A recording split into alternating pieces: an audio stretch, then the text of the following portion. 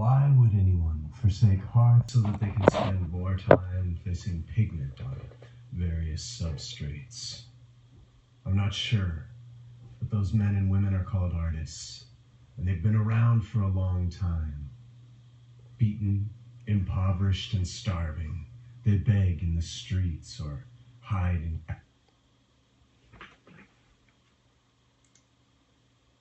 galleries, desperately hoping that some friendly patron will support them.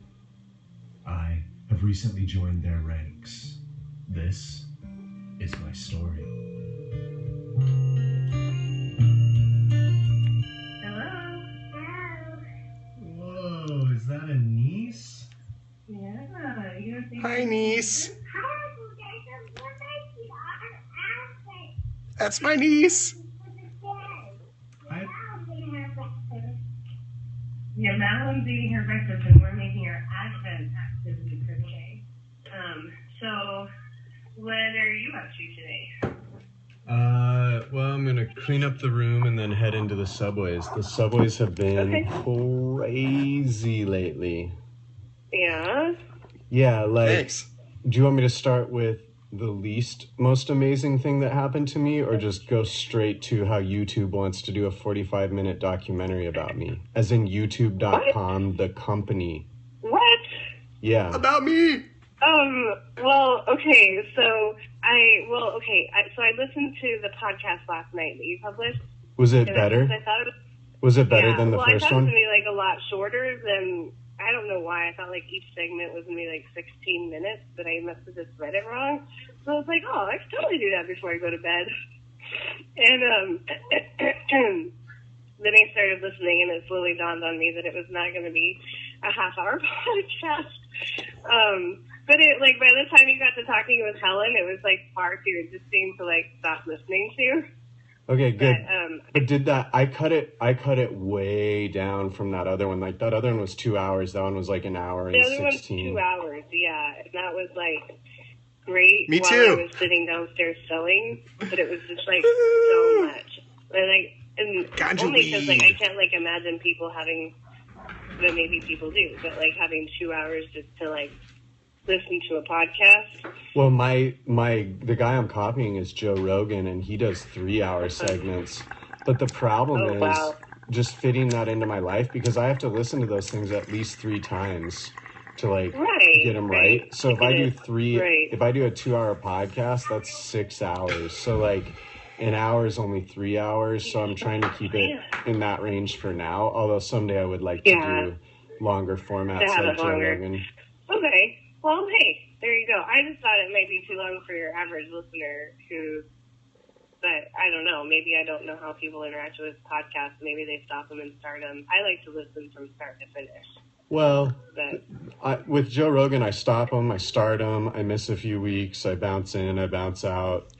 Sure. No big deal. Like I was kind of going to do something like that, but it doesn't matter. Yeah. Like, You absolutely can. Right Just now, contact I'm just me, doing like and we'll talk. curated reality radio. You can be on and episode 4. Yeah. It's actually better and punchier to just cut away the fat. My But friend's eventually I'd like divorce. to just sit with .com. someone for a long time and post that, but we'll get there in stages. Yeah, right, yeah. Yeah, I think it's good to recognize that there's steps. So, anyway, listening to you and Helen talk and everything, that was, like, super awesome. Thank you. Anyway, so I feel like a little bit caught up, sort of, but, I fill me in What's on the the scoop? nitty-gritty of the subways. The big news, like, almost nobody knows. I wanted to tell you first, because, like, Okay. I figured you'd be the most excited, rather than a lot of people get jealous and just, like, shut me down when they hear about all the things that are happening. Really? Yeah, it's weird. It's like I didn't even... Well, because, like, YouTube... you mentioned with Helen that, like, people have gotten mad at you or something. And I wanted to ask, like, what that was about. Like how many people are really wasting their time to be mad at you? I don't know. Well, that's so weird. Well, My sister. my former co-host is no longer my friend and made me take down 7 episodes that we had already recorded, and said I'm not allowed to use his name anymore. Wow. So My there's best friend that. won't let me use his that name was just in anymore. your argument, right? Like your fight? Yeah, like he was just being a total in my opinion, a total tool and completely selfish and like only worried about himself and just completely not understanding what I'm going through right now. And like everything had to be about him and had to be his way and all this stuff. And I was like, dude, I don't have time to argue right now. I need to get into the subways. Yeah. And this is my podcast. So I was like, dude, this is why your wife divorced you. I like yelled at him. I was like, I have to go. We'll talk later. And just hung up. And then when I came back, I had an email like, we're not friends. Take everything down. Just completely missing the point about what was going on. And so I've had lots of stuff like that. Like my roommates are kicking me out of my apartment. Listen, I'm on an artistic journey of the mind. I even offered to pay. For real? Yeah, I offered to pay them a month in advance, and then they have my deposit. So if I end up bailing on them, they will have 2 months worth of rent in their pockets ready to go. And that wasn't good enough for them. They're that scared of what I'm doing. What I'm doing is that terrifying to a lot of people. Really? Yeah, but what's cool is I figure you don't kick somebody out until they're not paying you rent. Like Williamsburg. What? Nope, I'm out at the end of February. They don't want me around. Oh, end of February. But I'm from Colorado. Time. Yeah, totally. It's not immediate, but like the whole thing is funny and like very I'm just hipster. playing it super cool. But I definitely give them shit. Like the other night, there were some people over, and I was like. Oh yeah, my roommates are scared. They're kicking me out. I don't even get to live here anymore. Like right in front of them and in front of other people. And it was just silent. Like no one said anything. And I just laughed. I was like, you fucking cowards. I offered to give them 2 months worth of money. 2 months worth of rent ahead of time. And they're still that scared of not having a job. That's how ingrained this is in the human condition, that you have to work and you have to work a certain way and there's a logical conclusion to everything. But what they don't understand is that the internet has made a different world. It's fundamentally different now, but no one is experimenting in extreme ways like this. Like, what are the possibilities for artists now? Because I'm curious. Well, I wouldn't say that nobody is doing that. Like, I wouldn't say that nobody is doing that. I would just say your roommates are not artists. No offense to your roommates, but like they're not artists. Your one roommate freaking works on the stock exchange. Like, okay, thanks, Hannah. Yeah, exactly. They just don't get it, and so I fully allow that. From a totally different world. I fully allow. That's fine, and I'm like as cool as I possibly can be about it. And then, but I do give them crap from time to time. Sure. For just being cowards. Yeah, no, that's fine. You are playing The Girls Just Found Me, which is cool. You were hiding? Want to go downstairs and play? Well, sort of. She has kids, and they hold her hostage. You're playing bad guy? Who's the bad guy? Okay, Fear. Tell me. Okay, that's the bad guy. Sorry, we interrupted you, and you were talking that happens. They're scared. Rightfully, I quit my job. I'm never going to have another job. As in YouTube. And I'm just going to be an artist from now on. And I might end up on the streets. And then I'll be podcasting and periscoping from the streets. So I'm in the subways and I'm doing I'm slinging art game. And then there's this guy and he looks like Balky from Perfect Strangers. Do you remember that show? Oh, no. Well, I mean, yes. It sounds so. I mean, yes, but not enough to like have it in the immediate picture. Nobody remembers Balky like but me. Clueless, and he's wearing glasses, and then he has like dark glasses on his head, and he just looks like a derp, right? Okay. And I'm like, but I'm doing this new thing where, like, I believe that all ideas are good ideas. They just need other ideas to make them work. Right. I love that idea. I think that's brilliant. Yeah, and I think it's true. And so in my head, I was initially going to go, hey man, you're doing it wrong, because he was trying to get interviews from people and he was getting 0 interviews, and he had a camera held up and he would get in people's faces as they're walking by and say, hello, would you like to give a video response to a YouTube clip? And he did that for like hours, and I didn't see him get any responses, but maybe he did. But I was like, oh, this poor guy, like, what is he doing? Meanwhile, I'm like interacting with people. I'm getting dollars in my hat. Like, I'm selling paintings. Like, stuff's going good. So, like, in my Hannah, let Madeline come in and out, okay? So in my immortal and in my almost God levels of benevolence, I decided to help this man out. And I was going to lead with, you're doing it wrong. just like as a joke. And then he'd come over and I'd like, what are you doing, man? Like, let's figure out how to get you some interviews, right? I'm going to help him. But I stopped and I was like, no, there's no bad ideas. Treat this man with respect. Maybe he knows something you don't. Right. Like I changed my mind. So instead I led with, I was going to lead with, what are you learning? What have you learned? So I was like, hey man, like, what are you doing? And I called him over and he came over and he led with his question. Would you like to do a video response to a YouTube video that's very popular right now? And I was like, all right. And so he starts filming me, and then around his neck, I like gasp and my blood goes cold. The man is wearing YouTube credentials. Like, with these credentials, I can go to the building that has YouTube in it in New York and get in. Like, that is high security, like, what the hell? And I was like, oh my gosh, I'm not playing with some crazy foreigner. Like, this dude is legit. And in my head, I'm like, I'm so glad I didn't lead with you're doing it wrong, because clearly this guy knows more about everything than I ever will. And so we just start talking, and he proceeds to interview me until the batteries run out of his equipment. He's taking pictures. He's super interested. He's setting up all kinds of like future, or not all kinds of, but he's like, can I do a 45-minute documentary about you?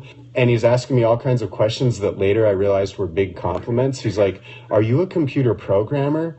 And like, how do you know so much about what's going on in tech and things like that? Right. And then his batteries finally run out. He gets all my contact information. He leaves for a long time. And it's about the amount of time it would take him to go up to like the place where you can get signal to like port into the internet with some sort of computer, to check out my website and see that I'm legit, grab a new camera with a fresh battery, and then he came down and started taking more video and shots of me.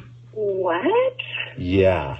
It was one of the biggest compliments I've ever had. Of me? Now, I'm in New York. This guy might be insane. He might not actually work for YouTube. But I'm going to go on the assumption that he insane. does. And I'm going to be proud of myself for being that unique. And YouTube's going to do a documentary on me. And I'm going to believe that for right now, even if it doesn't end up working and the whole thing's a scam. Right. Could be a scam. You have to be knee-deep and crazy to, like, fake wear YouTube things and stand down in the subway for half a day trying to get people to react to totally crazy a certain YouTube clip. You know what I mean? Did you listen to my first... Did you listen to my first podcast? What do you mean? Agent Greencoat is off of her rocker. Well, yeah. Agent Greencoat is paranoid and odd, for sure. Who knows about this guy? Now, he seemed solid. Yeah. So, like, I might be on YouTube, like, soon. That's really cool. Want to hear the second best thing that's happened to me down in the subways? Yeah. Are you familiar with Hollywood Anderson? Why does that name sound familiar? I swear no, yes, but I feel like I saw that name across my screen recently. He was on American Idol. J-Lo started crying during his audition, or like almost crying. Oh, yeah, okay. Do you know who I'm talking about? No, I didn't see that season or whatever, but I think that I've seen people like posting clips or whatever to that video. Or did you post it to your Facebook page? Yeah, I'm in love with my best friend. You know this guy? Okay, no, not at all. All right, I'm gonna play this, or can you go on your computer and Google this guy? I'll send you the link. Yeah, just text it to me and I can pop it up on my iPad. All right, you want a text message? Don't worry, Hannah. Well, it would just make it faster, but I can also. Well, no, or a Facebook message, but you prefer text message? That's the easiest way. Yeah, I don't really Facebook much except on my computer anymore. All right, watch this guy. Okay. Oh, Lord. Anderson. Hollywood Anderson. Hollywood Anderson. Yeah, I don't know if they got that right, but they told me come in here and just... What are you going to sing today? It's an original called My Best Friend. I wrote about a girl I went to college with and fell madly for. It's an original and he wrote it? I was in love with her. Let's hear it.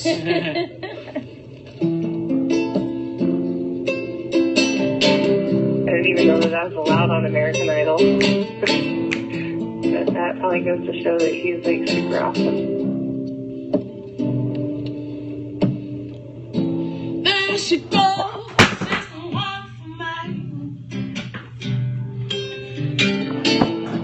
We got the kind of love that a blind man can say. She's my all in all. She's my everything. She's my seasons and reasons. She's my summer. She's my winter. She's my spring. That's why I'm in love with my best friend.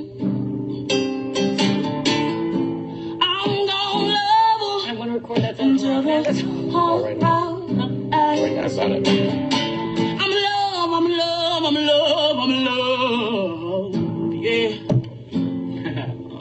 Dude is awesome. I'm a love high. All right. To all right, yeah. She's the reason that I'm still She's the reason that I'm still alive.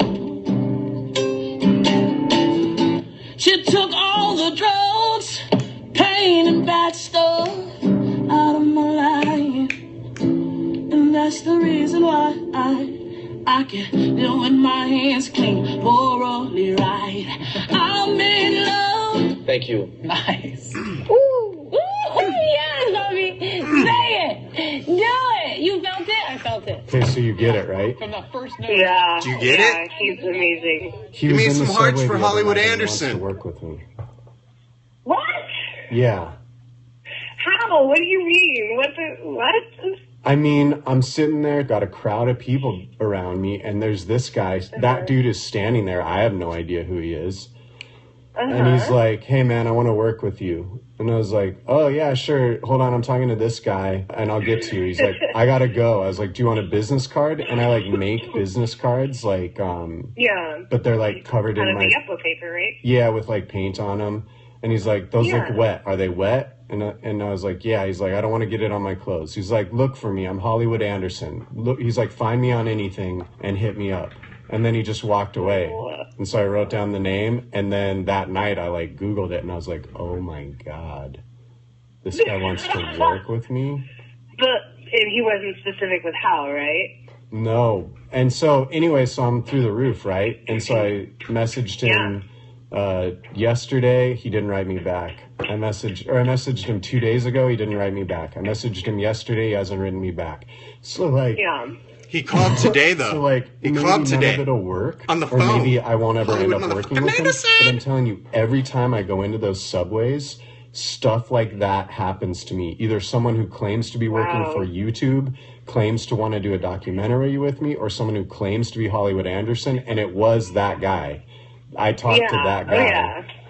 Like, no doubt. Yeah, right? So Hollywood it's Anderson unreal. It's fucking crazy. Like, none of it every day this is happening to me. I was 2 days in when all of that started happening. 2 days. And every day things like that happen. So I'm doing this for a week. I know it's just a matter of time until I like I find a way to get to afford a shitty apartment in Brooklyn, doing what I love. Right. And then so the way this is all I want. Paying me for this is all I want. And graphic design works now is you pay up front, and then I do whatever I want freaking in my crazy. own style. Can you let her sit on a chair? Here, I'll get her a chair if you want. Sorry. I'm avoiding a sibling meltdown here. Okay, so the way paying you for graphic design works now and for the near future is? Well, for any work, it's cash up front, and then you're allowed to make as many suggestions as you want, but I don't have to implement any of them. I can implement 0 of them if I want, and you have to trust me. You're hiring me because I'm better at this than you. If you're better at this than me, then don't hire me. But if I'm better than you, then trust me. And so I will then execute the best thing I can to the best of my abilities, incorporating every one of your suggestions that I think will be good because I have better taste than you. That's why you're hiring me. And if you agree to those terms, then I work for you. If you don't, and then when the project's done, even if there's suggestions that you wish I would have implemented that I didn't, guess what? You get that piece. You're welcome to use it or not. You can throw it away. I don't care, but I already have my money. I've given you the best piece that I can. And I walk away at that point. If you want another one, you can pay up front for another one. So I'm telling that to this girl, and there's a guy that's like standing right next to me listening. I can tell that he's listening. And he comes up to me, he's like, dude, me and my buddy, we're making a startup right now that works with your philosophy. We're doing exactly what you're talking about. Okay. And he was like, I want to bring you on board as our designer. And I was like, well, if the money's right and I get to do work that's meaningful and important to me, then I'll come on board. But I get to be the boss of my little area, and you're allowed to make as Isn't that who Rogan's into? As you want. And he's like, yes. Rogan's into Joey Diaz, right? I listen to Rogan. That might bring me money. Yeah. I know of Joey Diaz. He's cool. It just gets better. I don't like his comedy. This is what happens when people follow their joy. This is what happens. And like when they This is what happens when people follow their joy. Exactly. And so here's the traditional way. I'm going to follow my joy. And that means that I want to draw in ballpoint pen. But that's like art, and so I'll do a concept illustrator. Yeah, I'll do that with you if you hit me up. Let's get high and do a podcast. Adobe Photoshop, and then you go down that road, and it's like, well, I need school, and now I... Right, and instead of just drawing with ballpoint pen and figuring it out, you're doing something... stuff onto it. Yeah, you're doing something completely different. So why do we do that? I decided I decided I'm only going to do things that bring me joy. Yeah. That's it. So that's what I'm doing. From now on. I'm only doing things that bring me joy. And this makes me happy. Enough, that led me to the Subway. I didn't figure that out at first. I didn't have that plan at first. I didn't know what I would find in the Subway. But it's a lot like fasting. Have you ever done a fast? Right. Oh yeah, for sure. So what fasting? Probably not as long as you have. I've done a 3-day fast. I think you've done longer ones.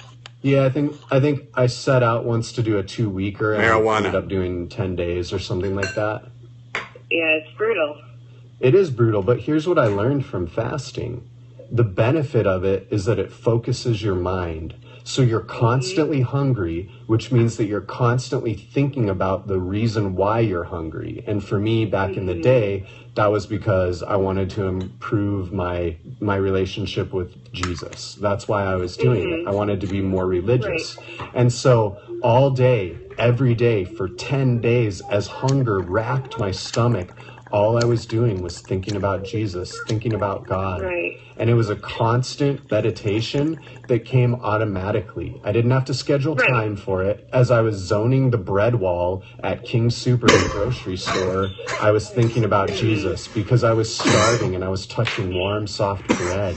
And I had to constantly be saying, Jesus, give me strength. Jesus, give me strength. Well, doing this, cutting all ties to everything that makes me feel comfortable, focused me. Yeah. And instead of constantly thinking about how am I going to figure out a way to draw tonight? I have to draw tonight. I need to draw tonight. It was more like, how am I going to survive? How am I going to make this work? And I found ways. Right. And I found ways because I had no other choice, because it's all that I think about all day, every day. And that's a powerful thing. Thoughts are powerful. Yeah, it is. So you wouldn't believe the stuff that I've come up with. Like, for instance, I make custom business cards every time. So like, I always need to clean my brushes off just a little to get the right pigment loads, and I do that on pieces of Yupo.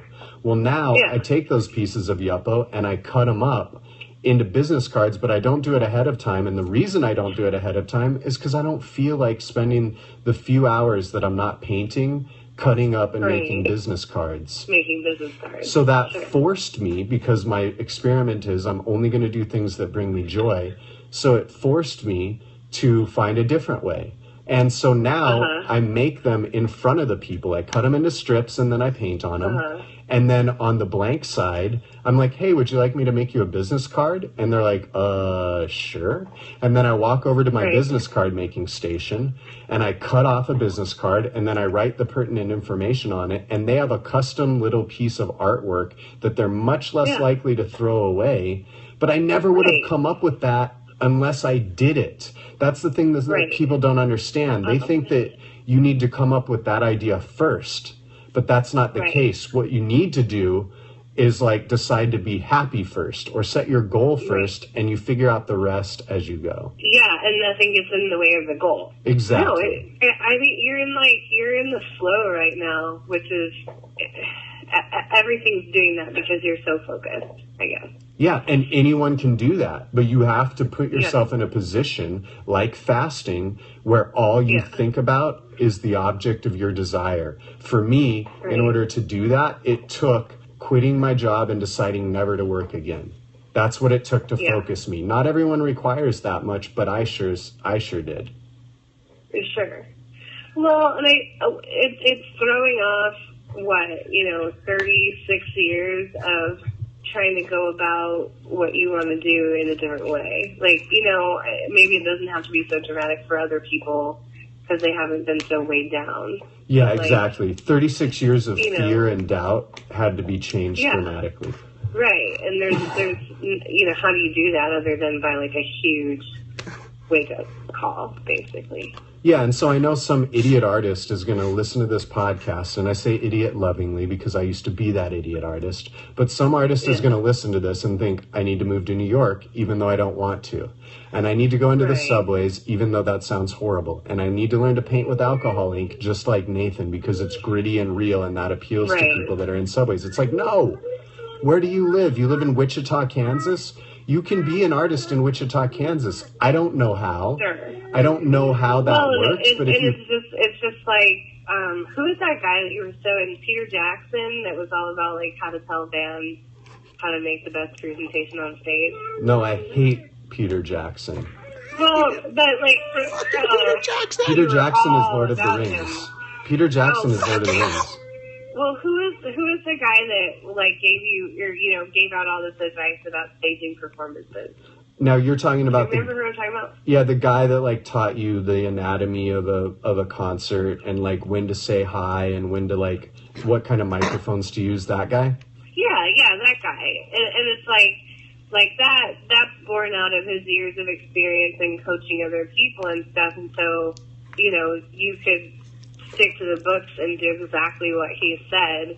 I guess I'm trying to apply the principle to other things that you've been into that distracted you from doing what you needed to be doing. You know what I mean? Yeah, you're exactly right. That guy's ideas were poison. Like, for instance, he told me you have to wear a headset microphone, and I hated wearing headset microphones. Right. It was horrible. It gave you more freedom to move, but you didn't need that.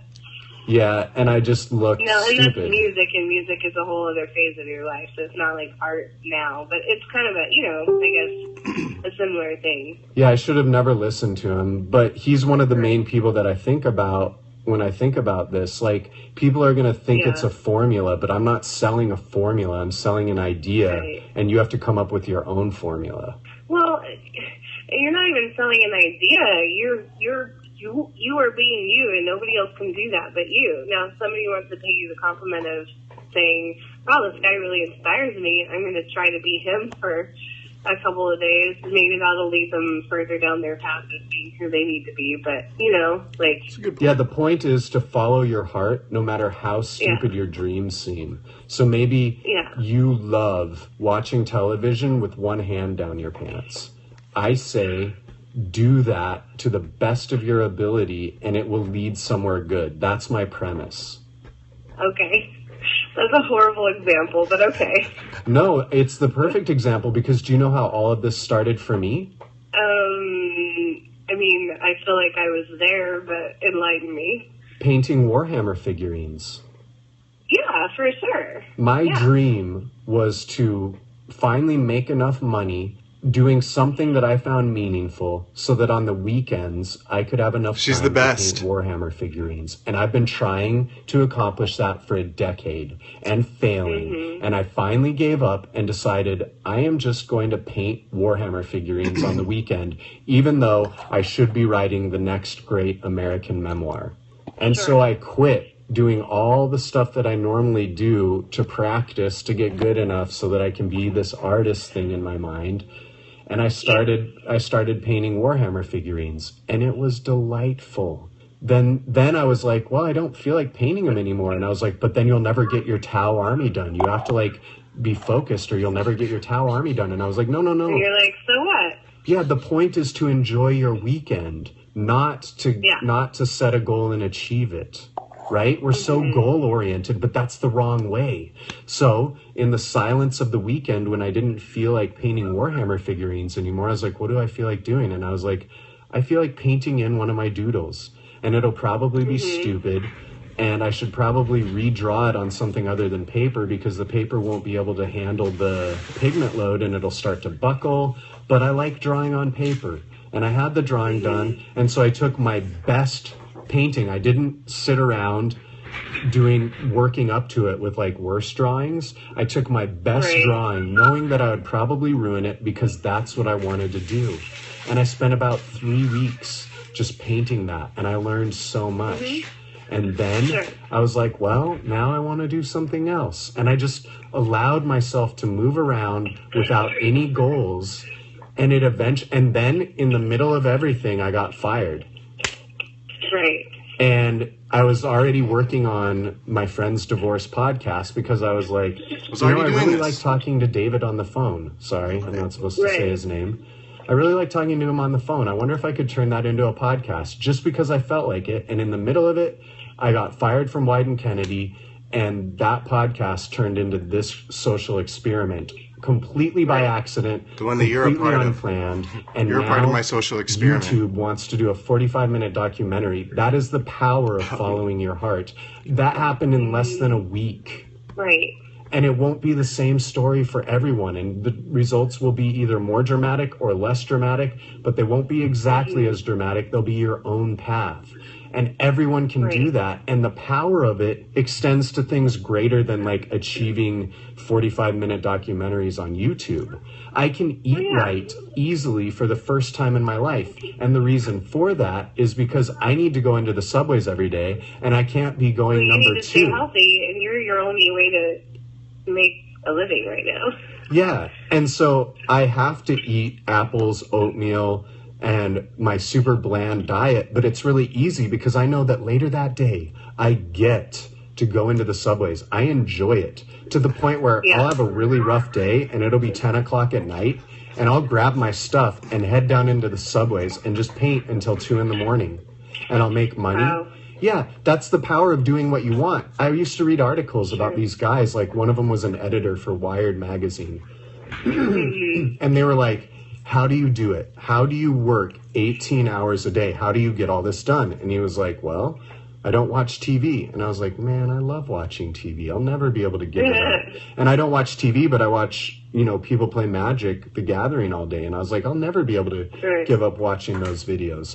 Well, the thing is, when you're doing the thing you love, it's really easy to not do TV. Right. It's insanely easy. TV is boring. I haven't watched the last 2 Broncos games. Me. What? Because I'd rather be painting. And I watched the last bit of the one on Sunday. I watched the last 5 minutes because it was tied up and it seemed like it was going to be a good game. But I didn't watch it, and it wasn't even a thing. Right? Because for all my life, I'm sorry, Elizabeth. I'm sorry. Go Broncos. Go Broncos. Broncos games, Magic the Gathering tournaments, when all I really wanted to do was be a writer-poet. Mm-hmm. And now I'm a writer-poet, artist, weirdo guy. I'm what I want to be, and everything else is falling into place. So I'm telling you, it's so powerful to just do what makes you happy every day. I love it. You can kick the Broncos. Well, and everything you can stop smoking too, so if for some reason 2 weeks from now you want to watch a whole football game, that's also okay. Yeah, or get a job. I can give up on this vow that I've made. Shut up. I'm never taking another job, and someone comes along and they offer me the perfect job, and I'm like, I'll try it out for a week, and it's fun, and now I do that for as long as possible. But stop making 5-year plans. Do what makes you happy today, because it's highly... Well, okay, and that always... Look at how much fun it is. 5-year plan for? Do you really know what the future holds? No! There's nothing more uncertain than the future. Nothing! I'm getting melanoma this year. I had no idea that I would have a melanoma mole on my leg. Could have killed her. I could be dead by now, but I'm not. And you just, never know. You have no idea what the future holds. How do you plan for that? Planning. You don't. You just take it one moment at a time. You don't, and I'm going to say that when you're living in a world that's as easy as ours is today, you shouldn't. Mm-hmm. Because the world needs you to be on top of your game, because we've got really big problems to solve right now. And the best way to solve them is to have the best people doing the jobs they were meant to do, not a bunch of people that have faked their way through a job interview and can't wait for Saturday. Right. That's what we need right now. Now, it's not for everyone, and I'm leading the charge, and slowly, I believe, society will get to this point where people just do what they want boldly. But the artists have to lead the way, and I'm just like the first casualty in this war. But I'm going to, the techniques that I develop are going to be wrong, but they're going to give other people a place to start from. And that's what this experiment is about. Sure. Well, I wouldn't go so far as to say that you're wrong. I'm pre-enacting my podcast. This is my podcast. I'm giving it a final edit. And it gets really boring to listen to the same conversation over and over again all day. So this breaks up the monotony. Thank you for watching. Without even making sure that they can read. And I can attest to that because I was in my senior thesis class for an English literature degree, and there were 3 people out of a class of 10 that could not write a coherent sentence. And it was the 400 level class that you had to take to graduate with an English degree. And they passed them. Everybody passed that class. Everybody passed that class except for one crazy dude that got so mad one day he didn't come back. But he was literally insane. Was it the guy that used to wear high heels to be closer than God and he lived in a school bus? No, not that guy. There was another crazy guy. He lived across North Avenue, maybe a block from the college, and I don't want to say crazy, but definitely very far on the spectrum, at least autism-wise. That's the one person that couldn't pass a college class. Yeah. It's literally insane. He got too mad at us for telling him that his paper, his Fuck college. Didn't make any sense, and we were trying to Fuck college. help him understand that this was not a sentence. Don't go. And he got do not go to college. Terrifyingly mad and raged and stormed out of the classroom one day. Here's my nightmare scenario. That dude has a senior level's worth of college debt under his belt, and he's not the only one. So right now in America, and what makes it worse is say what you will about autism or whatever, but essentially he was mentally impaired. Yeah. And he's loaded with debt. Somebody who is mentally impaired, who waste is of already money, tragically poor, and living in the worst conditions. Because I walked by. They're taking poor people's money. Yeah, and now he has not the money they have today, the money they'll make next year. The university machine. Fuck universities. That's their mantra. Make a plan. What's your 5-year plan? How are you going to change the world? Tell us what makes you unique. Why do you want to go to our college? I don't know. How is our college going to help you change the world? I don't know. So they're approaching it from the wrong approach. They're approaching it from this machine is going to make you what you need to be, rather than just being what you are. Be what you are. Like you said, to be the problem solver. I think that's why people like Mark Zuckerberg, whatever he invented Facebook, he didn't graduate from his prestigious school, Harvard, right? You don't have to anymore. You can be Mark Zuckerberg with no degree. Yeah, he realized real quick that it was stupid. And here's what's terrifying. That dude with autism won't be able to pay back his loans. And there's a lot of people like him, and they're getting worthless art degrees or English degrees or no degrees at all and just tons of debt. And right now, subprime student loan debt is 10 times... It's the most big bubble that anyone can imagine. Yeah, there's 10 times more of it than there was subprime housing debt or just housing debt before the bubble burst. Now here's what's scary. Right. When the housing bubble burst, it threw the entire global economy into recession. Yeah. When a bubble that's 10 times I'm performing bigger than that my podcast. What happens? Well, let me give you the worst case scenario. It ruins America. and America goes under, and a war is fought to decide who will be at the top of the power structure, and it will be fought in a world. World War II was hellacious, and we had we set off 2 nukes. Now we have a full arsenal of them that can be deployed from airplanes, submarines, missile silos in the earth, and we probably have weaponized AI already. We have drones that can deliver the We totally have weaponized AI, essentially. I mean... Right. Artificial intelligence. That's what the drones are. Well, or artificial intelligence that can plant computer viruses in Iranian nuclear generators. Facilities. Yeah, we did that. We shut them down with computer viruses. Okay? Yep. So we have that shit right now. Can you imagine what an America that's fighting to stay relevant could do to the world with 14 aircraft carrier fleets, and one of them is powerful enough to level China, and there's not a damn thing China could do about it? Imagine if America's power begins to wane, and we have the right people that we've elected who decide to fight to keep us on top. It could be World War III on a level that wipes out most of mankind. It's that serious. Now, of course, that's just a nightmare scenario, and whatever actually plays out will be totally different and probably not as bad. But let's try to avoid it. Let's talk about the fact that colleges have become for-profit institutions that only care if their students can get student loans and could give 2 shits about whether or not they can graduate, as long as they keep giving them money. It's disgusting. Well, They're and ruining people's lives. I always point back to the fact that I only had one professor, the entire 4 years I was there, asked me what my plan was. One professor. That's insane. That should be a conversation you're having with every faculty member. It should be the driving focus of, like, every class.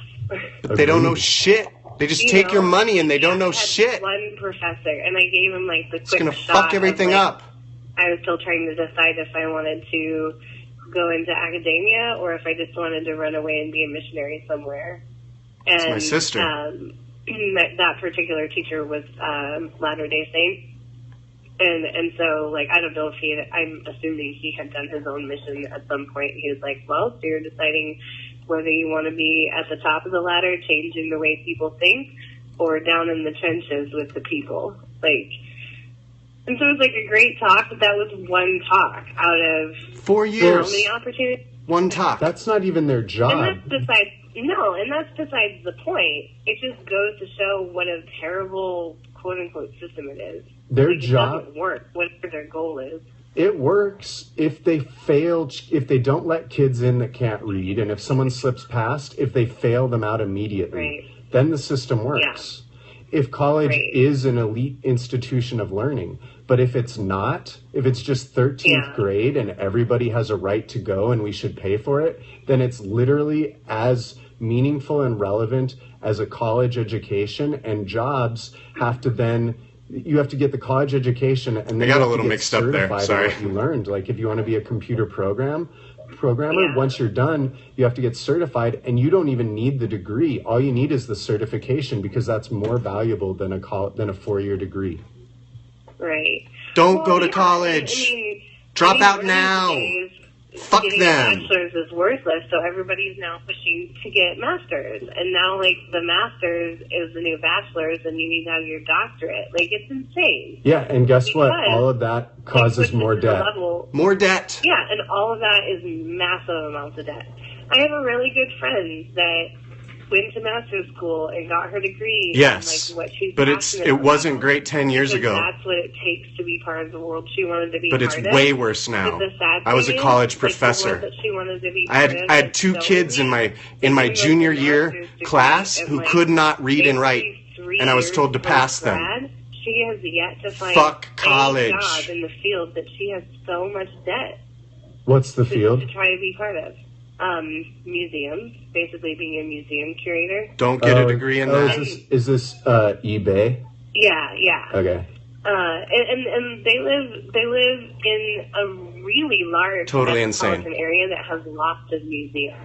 Could And destroy she has a America. good pedigree. Her dad is a museum. Yeah, and her dad is the curator of the Western. Yeah, I mean, I guess I shouldn't say too much. I don't want to make people mad, but I find that absurd. She's gone and volunteered at museums and tried so hard to find a job, and I think struggles in a way to find that significant feeling. And I get it.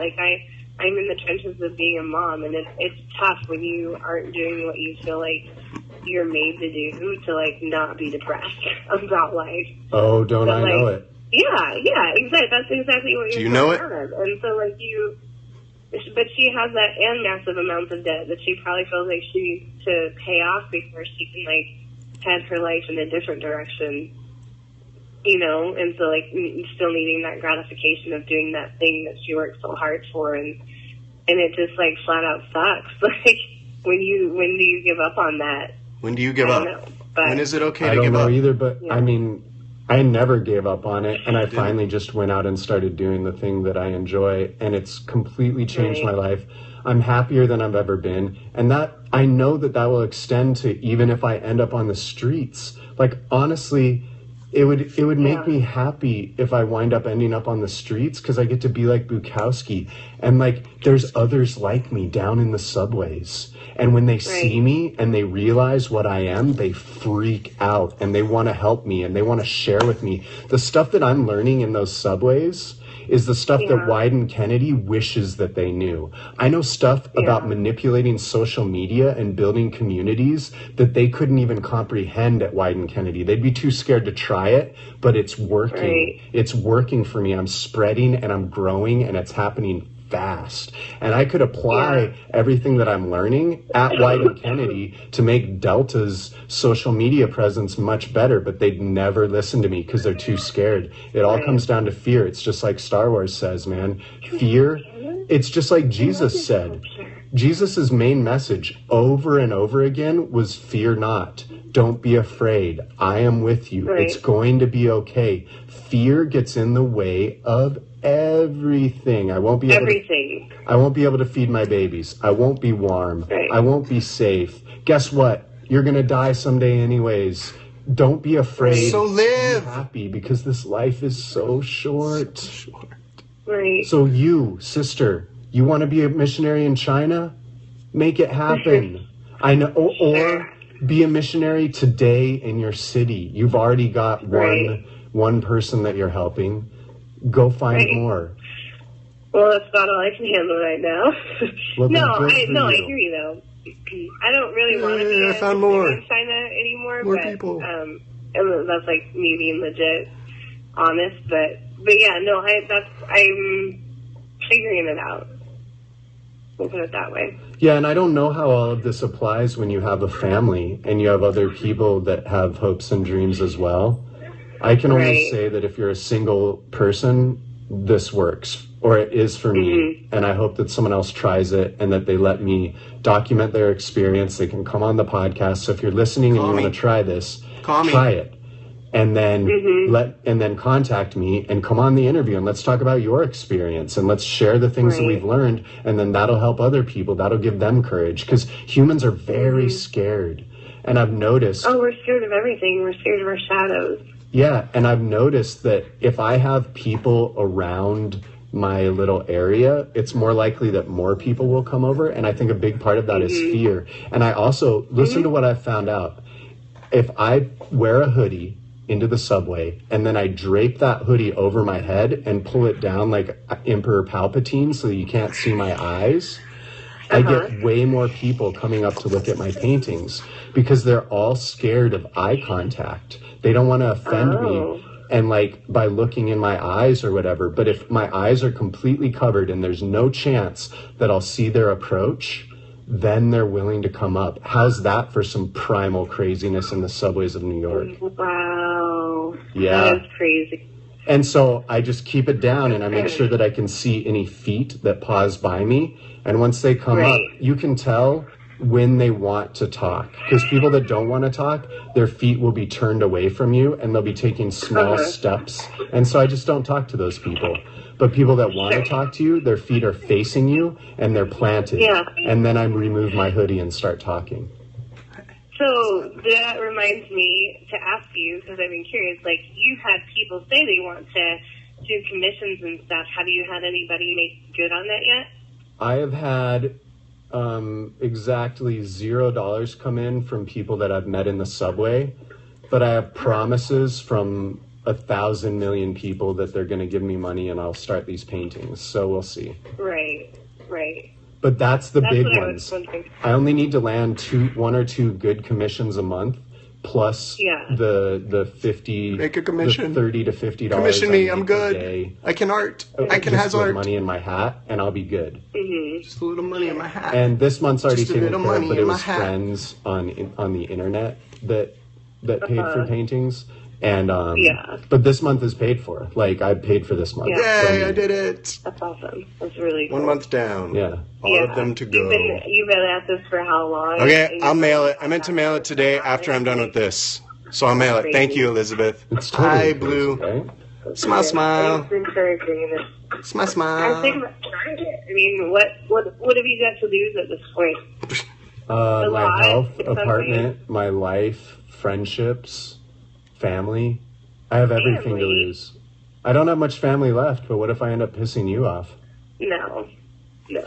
Well, then my family's the only thing that's solid. But you're the only family I've got. Yeah, theoretically. What do you mean theoretically? Anya sometimes talks to me. That's like about as close to anyone else. Mom and Dad always ask me about you, and they're always wanting to know if they can do anything or if you ever. I am pre-enacting my next podcast. I have to give it one last edit, and sitting there listening to your own conversation is really boring, so I periscope it. I hate them. They would no. And then I post it to iTunes. I don't have family. Okay. I have you. Okay. That's fine. I'm delighted to be your family. Thank you. Yeah. And you might piss me off. I was a little pissed off about your episode 1 or something. Oh, really? But I got over it. Yeah. What pissed you off? Just the rehashing of the original argument that made you not talk to me for a year, which was really horrible punishment. I don't even recall. Help me out. Oh, I just didn't agree with the version of the story that you told to Marcus. Oh, well then tell your story. Let's hear it, sis. No, I mean it's what not you got? even worse. I am over it. But all right, then walk away. So I'm just trying to walk away. You're talking about the wine story? Don't bring up the wine story. You're not going to talk about the wine story. You're welcome to have the last word. I don't have to. No. I guess all I was trying to say is like. You already did them pick me off, and I got over it. So. Yeah, I'm really good at making people angry. Yes, I am. Well, I think I know that about you. And sorry in advance. I'm talking it up too. You're on a journey, and it does no I'm on a journey. To be mad at you. Don't stop believing, and hold on to that feeling, baby. Believing it goes on. Journey, ladies and gentlemen. And I'll adjust how I tell that story to include your side of it. Well, okay. Well, thank you. I don't want to like hash it out or whatever, but really, it's okay. All right. Yeah. All right. Thank you for giving me the opportunity. Anyway, I was just trying to make a point that people can get mad and then move on and not have to break up with you. Yeah, it's true. Yeah. And I tend to break up with people rather than figuring things out. Sure. I've never been broken up with ever. Me neither. I was always the breaker-upper. Yeah, me too. Broke up with you. Broke up with you. About our family. Broke up with you. We don't stick it out unlocked. For some reason. Broke up with you. Yeah, we're quick to cut bait. Well, these girls have been fabulously patient the whole time we've been talking, and I'd like to help them have their morning snack before any meltdowns happen. All right. Well, thanks for listening to me rant. Yeah, absolutely. I'm excited for what comes. Thanks for listening to me rant. Keeping me in the loop. All of that news was super excited, and now I know who Hollywood Anderson is. Hey, he's good, right? He's so good. So good. I call him Ha. Oh, I hope I just get to hang out with him and hear him sing once. So if that's all that happens and I don't get any money out of it, it would be so happy. Cool. It would make me happy. Yeah. Yeah, I mean, he just seems like a super, amazing person that, I mean, I guess maybe American Idol is trying a new thing and letting people, bring their own music to the audition, but, in my opinion, from all the seasons I've ever seen, they, never did that. So that he said he wants to work with me, he wants to have me on stage, and maybe we'll do a video together. Finding actual artists. And then I told him that I was recording the conversation for a podcast. Like I said, I don't know. And I asked, can I put it in the podcast? And he said, we'll worry about the podcast next time. And so I had to delete it. I find that highly unlikely. So and I'm listening back through to make sure that not one little bit of it got through to him. I have no idea. Yeah, I don't know. His secret is safe. That he talked to me. I'm kind of toxic, Hollywood Anderson, so know that going in. Yeah, he's so good. His album's coming out. His album's coming out, and I'm going to get to hear it early, before it was even cool. And that's the dream of every hipster, and I'm a goddamn motherfucking hipster. It's like a Kanye West song that he either remixed, I don't know, he's on it, but I don't know if that's a remix. I don't know what the story is, but it's an incredible song. I'll send you. MyFriendsDivorce.com if you want to hear it. And enjoy the rest of your day. All right, hang in there. Sorry I pissed you off. Thank you for not. No. Much love, sis. I mean, it was a minor. It was a moment. It was just a moment. All right. Well, if you ever want to tell your side of it, you're always welcome.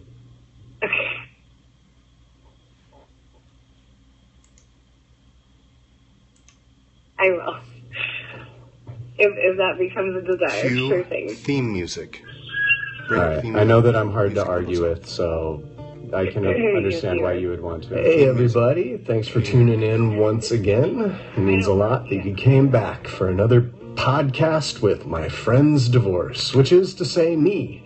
And if you would like to read a real-life account of the events that transpired between my sister and I, where I drank 2 bottles of wine and that made her angry, you can head on over to myfriendsdivorce.com, click on episode 3, and in there will be a link to the story of Nathan and Noel. It's called 2 Bottles of Wine, and you can read about it as part of my larger work, which is a 1,000-page memoir already posted online. Hi, Elizabeth. Poetry.com. I love you. I'll send you your painting now, today. Is the story of my sister and I having a falling out. I've already written it, and you can link directly to it by going to myfriendsdivorce.com and checking out episode 3. And in the bonus features, there will be a link back over to this story. I'm currently editing that story down to 300 pages, and I'll be releasing it soon for free download online. How cool is that? Over at myfriendsdivorce.com, episode 3 bonus features, you'll also be able to find links to Hollywood Anderson's music, as well as the paintings and Warhammer figurines that I talked about in this episode. For all that and even more, myfriendsdivorce.com. Thanks for stopping by. My name's Nathan. I'll catch you on the flip side. Catch you on the flip side.